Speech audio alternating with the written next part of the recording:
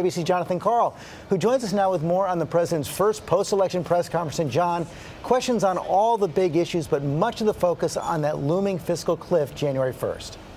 That's right, George, and the president will have his first meeting since the election with congressional leaders here at the White House tomorrow, but he used that press conference to lay out some very bright lines on where he stands on taxes and the fiscal cliff. Holding his first news conference since winning re-election, the president took a hard line on his bottom line. There will be no budget deal without raising taxes on the wealthy. When it comes to the top 2%, what I'm not going to do is to extend further a tax cut for folks who don't need it, which would cost close to $1 trillion.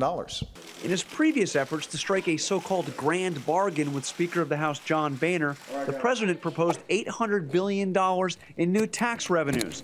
But now he is seeking twice that, $1.6 trillion in new taxes over the next 10 years. That's a bitter pill for Republicans to swallow. Speaker Boehner has called raising tax rates on anybody unacceptable, but he hasn't ruled out limiting deductions and closing loopholes, and that could be the outline of a possible deal. If you look closely at what the president had to say and look closely at what I've had to say, there are no barriers here to sitting down and beginning to work through this process.